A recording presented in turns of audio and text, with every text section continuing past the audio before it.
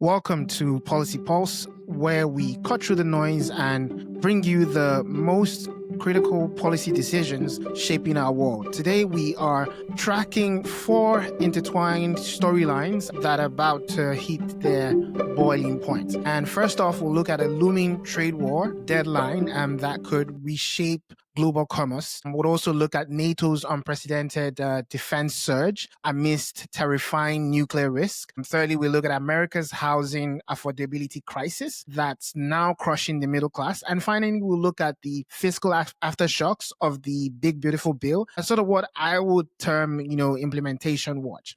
Now, these are not just headlines. These, to me, are flashing points that would impact your economy. They will impact your security and your future. So let's dive in. Our first topic today is the U.S. trade escalation. Deadline extended, pressure intensifies. First off is an economic earthquake, sort of, and it's brewing on the global stage. We see that in the form of the U.S. trade escalation. So we had a 90-day tariff pause on the back of the April 2nd Liberation Day tariffs. And that 90-day tariff, pause was supposed to end on the 9th of July. However, that has passed and it's over. So the new deadline is August 1st. And that's just weeks away. And if no deal is struck, we're looking at a 30% blanket tariff on goods from the EU and Mexico, and a staggering 40% penalty on Chinese transshipped goods. That's basically goods that, probably are made in China, but then, the talks that, goods are made in China, but then they find their way to the US through countries like Vietnam and other Asian countries. Right? So that's what we mean by transshipped goods. Now, this isn't just threatening for trade partners of the US. I think it's a full-blown economic weapon. For context, the current administration is nowhere close to fulfilling its promise of securing comprehensive trade deals with its major trading partners. However, the markets are pricing in partial retreat. But the numbers are stuck. The Yale Budget Lab projects that these tariffs could raise $2.2 trillion over 10 years. And that sounds great for the budget, right? But here's the catch. There's also, projected figures, that it could cut US growth by 0.7 percentage points in 2025 alone. And we're talking about a massive transfer of wealth and a potential slowdown in the US economy. And, that sort of has ripple effects globally.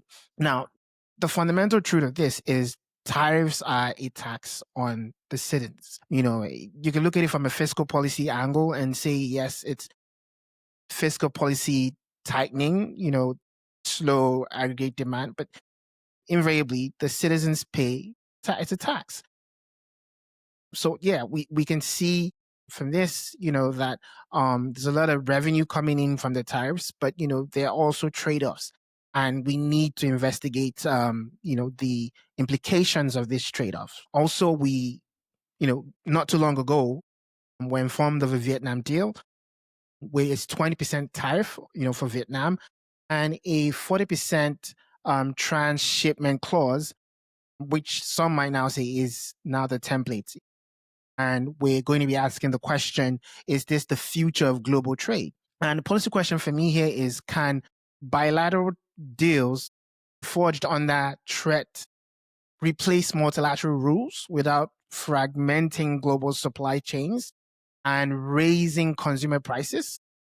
But just think about it. Will the consumer price impact undermine domestic support for these policies, especially with midterm elections around the corner? And you also have to consider, how sustainable is the tariff revenue, when stacked against the deficit growth from the big, beautiful bill, that got passed on, that got signed into law on the 3rd of July. And, we discussed this, in the last episode. This isn't just about trade, it's also about the fabric of, the US economy. Now, for me, like, I mentioned, tariff is a tax that the citizens have to pay. So you have to ask the question, is this something that's not permanent? If it's not permanent, then you can say, well, this can be transitory. it's a bid in a bid to, secure new trade deals. You get this done, and then the tariffs disappear. And that also has its own knock-on effect on, what the Fed does with, its policy rates. Now, however, if these tariffs are here to stay, especially for, the term of this administration, then you can now start looking at structural changes, to the economy of the US. And so these are questions that I believe one needs to ask. And in asking these questions, you also have to consider, what might be the solutions if you really do want to negotiate trade deals. You have to look at, are we going to see, instead of, the blanket tariffs that we see with strict deadlines, are we going to see phased negotiation tracks, instead of having the 90 days where you can convert punitive rates into stage reductions for compliance milestones?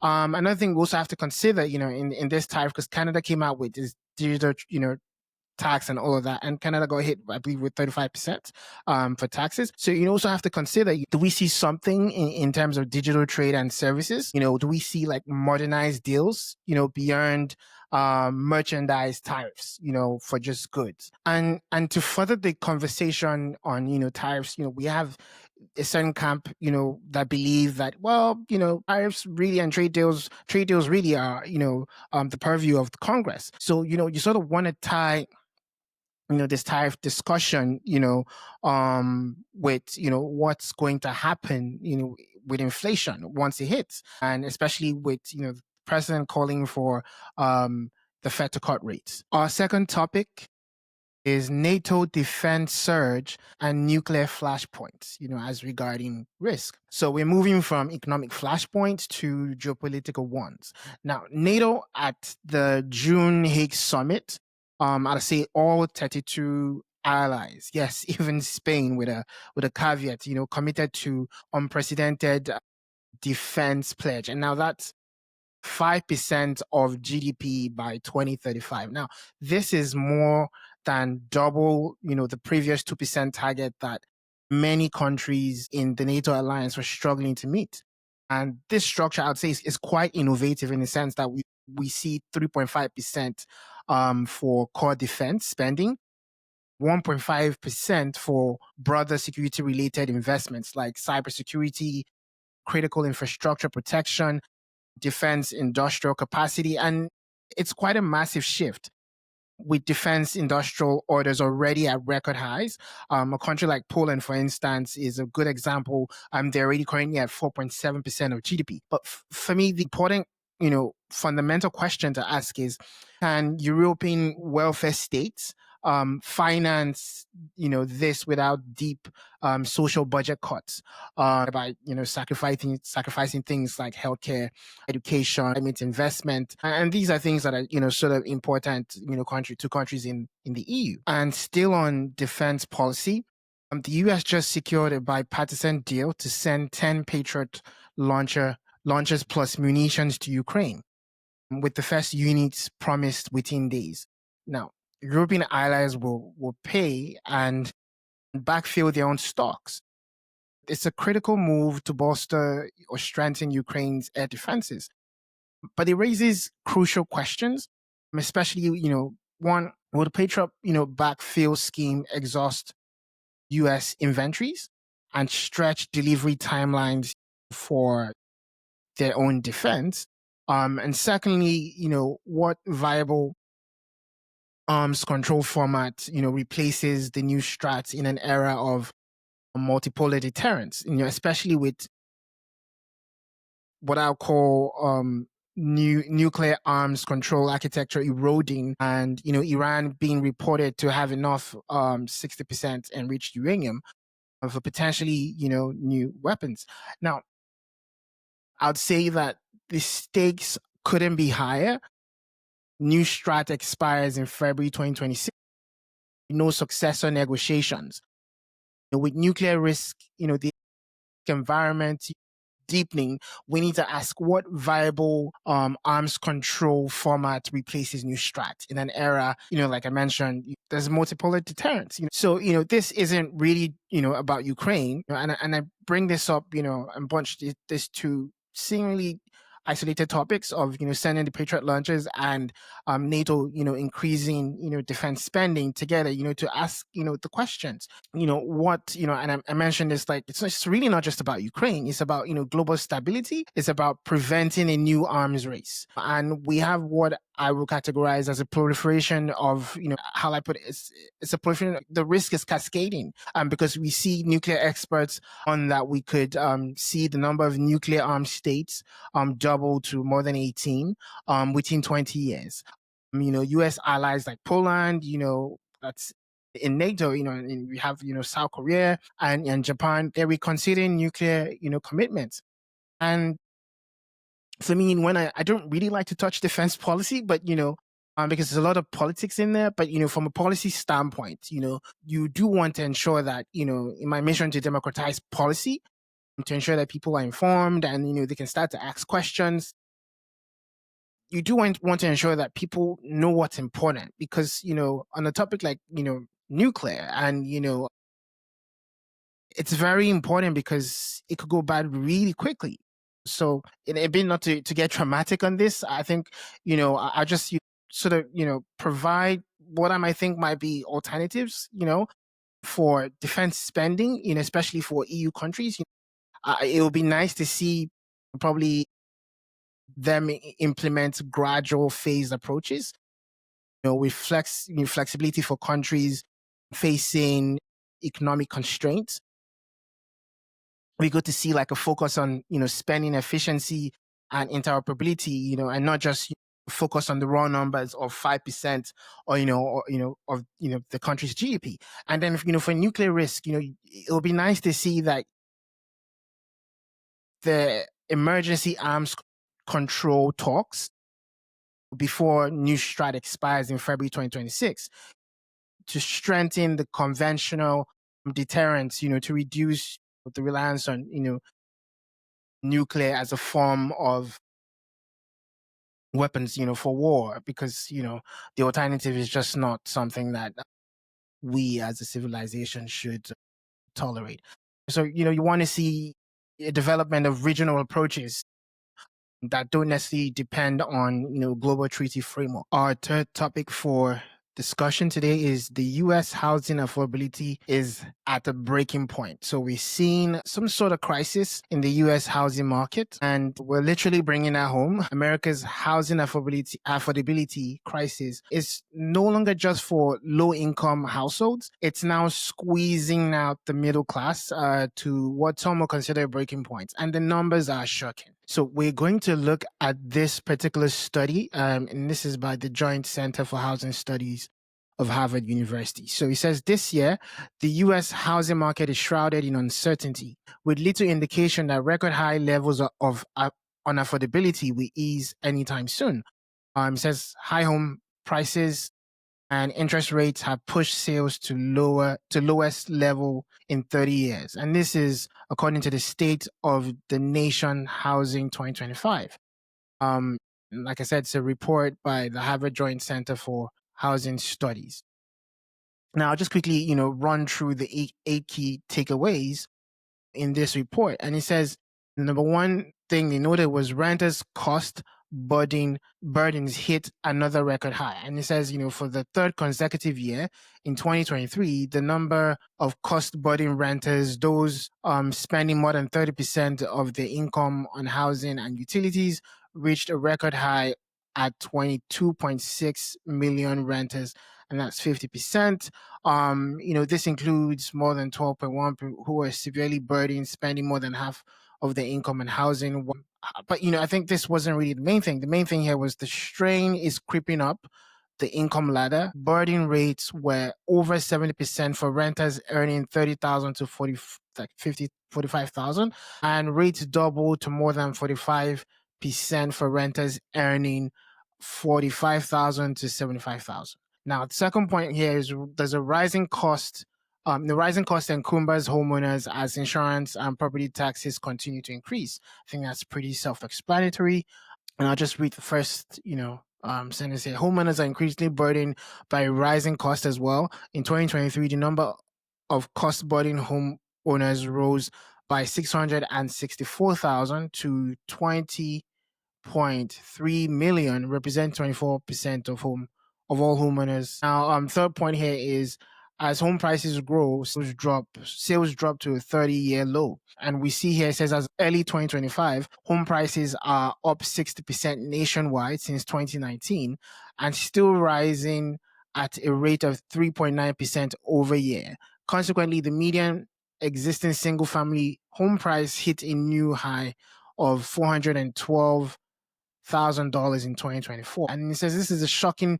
This is a shocking 5 times the median household income. It says this is also significantly above the price to income ratio of 3 that has traditionally been considered affordable. And as prices rose, existing home sales dropped to a 30-year low. Now, we also see builders respond with smaller homes and mortgage rates buy downs. The fifth takeaway from the report is U.S. homeownership rate falls as barriers to homeownership rise. And we see here, it says last year, monthly mortgage payments on the medium-priced home rose to $2,500 under terms typical for first-time home buyers, 30-year loan with a 3.5% down payment. This record-breaking mortgage payment is 40% higher than it was in 1990, and a buyer would need an annual income of at least $126,000 to afford it. And the associated taxes with insurance costs. Now, it says only 6 million of the nation's nearly 46 million renters can meet this benchmark. And that's staggering. It says, the U.S. homeownership rate fell in 2024 for the first time in 8 years. Additionally, the difference between white and Hispanic homeownership rates inched up to 25.2% percentage points in 2024, while the white gap remains stuck at 27.7 percentage points. I'll quickly run through, the remaining points. It says rental demands remain strong, but construction largely at high end of the market. We also see reductions in federal support put households at risk. And I think this, last one I'll touch a little bit on. It says tariffs, reduced immigration, and diminished federal support create an uncertain future. And it says the outlook for housing is inextricably linked to that of the economy and federal policy. As such, much of its future is uncertain. Home builders estimate that the newly imposed tariffs on construction materials will increase new home prices by $10,900 a piece, and reduced immigration could shrink the already thin labor pool. This mentions that roughly a third of construction workers are foreign-born, about twice the rate of the overall labor force. Additionally, reductions in federal staff and funding threaten to exacerbate an already unprecedented housing crisis. And they conclude by saying there must be a concerted effort to do more to address affordability and supply crisis. The potential consequences of inaction are simply too harmful to the macroeconomy and the millions of households striving for a safe, affordable place to call home. And then there's a part in the report that I saw that was really touching. We talked about the amount of homeless people in the states increased. Just to quickly touch on what might be driving the prices to skyrocket. Yeah, so what's driving the crisis? We see mortgage rates hovering near 6.5%, pricing out the middle income buyers, chronic underbuilding of entry homes with a supply gap of 416,000 units, and a striking stock of affordable rentals down 2.1 million units since 2013, and one would consider that a systemic failure. But the policy question here, stubborn I have, is can federal zoning incentives unlock enough missing middle supply without state backlash? And what mix of demand side support avoids fueling or increasing, inflation, for the prices? And one also does have to ask, the question: how do we target, rental aid, as the burden continues to climb, even for people earning $75,000 These are questions, that I think we need to start asking, and to see how we can solve that. And the alternatives to this in terms of possible solutions, are to consider things like yes in my backyard grants, IMBY, and also consider things like tax credit swaps, redirect 1031 exchange benefits towards affordable unit construction, or we could also consider portable renters tax credit, and also consider mortgage rate buy down bonds. These are typically issued by the FHFA to low first time buyers who might be struggling with the high cost of buying a home. And to our final topic today, fiscal aftershocks, the big beautiful bill implementation watch. Finally, like I mentioned, let's revisit the big beautiful bill and its fiscal aftershocks. Washington's fireworks didn't end on July 4th. President Trump's $4.5 trillion tax cut and spending overhaul is now law. And the fiscal tremors are picking up on Wall Street and Main Street. The Congressional Budget Office pegs the net cost over the next 10 years. The deficit, will hit roughly 3.5. This pushes the federal red ink past 120% of GDP by 2020. And if you find out now, it's probably above 120% already. And if growth under delivers at the same time, immigration, custom enforcement is slated for a $45 billion detention build-up. This, doubling the bed capacity to over 100,000, and that's larger than, $45 billion is larger than, some countries' budget, but that's the US, and, they're quite resilient. So you also see that, people who support the bill are, praising things like no tax on tips, and overtime, and, Social Security. But, states right now are beginning to scramble, as to how to enforce, new Medicaid work rules that could jettison up to 11.8 million low-income Americans from coverage. The markets, somehow remain oddly calm, but then, I remember I covered this, that the Yale Budget Lab estimates that tariffs, meant to fund the bill, may raise household costs by $2,400, a year, while also shaving 0.7 points off 2025 growth. The big question here is, can supply side adrenaline outrun the rising, tide of, the sovereign debt? The policy questions here, I would say, can, the growth from this bill close the gap? GDP doesn't surge as one expects it to, should automatic deficit breaks kick in?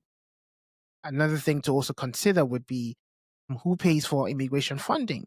Should ICE expansions be subject to sunset reviews that might be tied to border crossing data? That's also something to consider, because $45 billion is quite a lot. Also, which state bear the healthcare fallout? Should Congress approve sort of a glide path waiver that softens Medicaid work rule shocks? Because these things invariably might happen. And those are things to consider.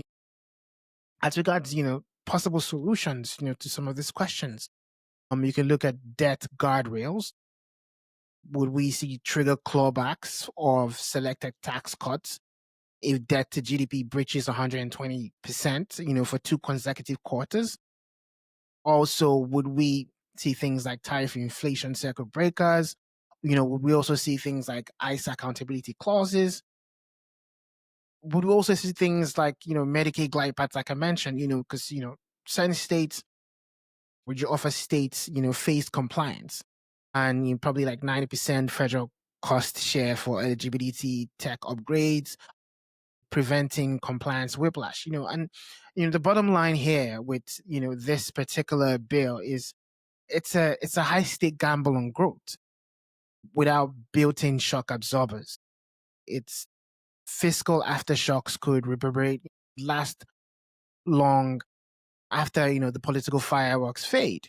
And, that's something that we need to consider, when you're looking at how wonderful this bill is, because it's in the name, big, beautiful bill, or how wonderful it is, because even, the tax cut, I think, came in 2017, put, a lot of, impact into the U.S. economy for a long time.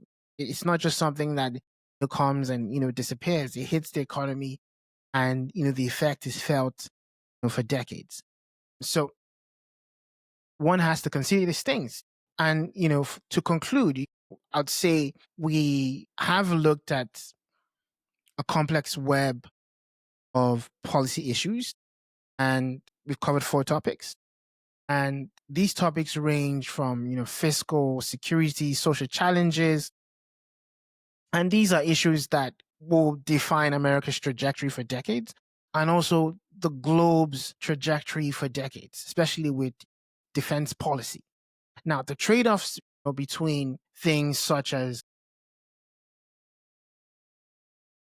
tariffs and the revenue from tariffs and inflation, the strain on the budget from defense pledges, especially for European countries, the spreading pain of, for household affordability in the US, and, the fiscal paradox of, massive tax cuts alongside the rising debt, that the US has to face, are the current realities of mid-2025, especially in July. Now, I'd say keep watching a Policy Brief and Policy Pulse, which is our weekly review, for data-driven updates on these, deadline approaches, especially for August 1st with the tariffs and, the fourth quarter first congressional, budget office scorecard and the big, beautiful bill. And I guess the final policy question will be, given this complex, interconnected challenges, because, policy issues usually are like that. They might seem isolated, but they're usually always connected.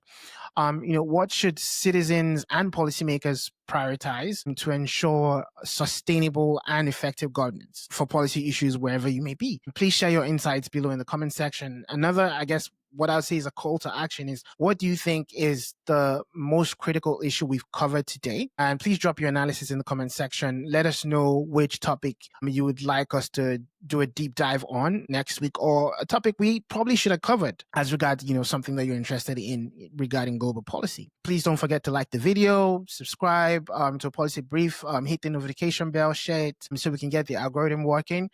And also, I'll just say policy issues happen really fast, and you need to stay informed. You know how to position yourself. I'm Ermasele, and I'll see you next week for another deep dive into decisions that will be shaping global policy issues.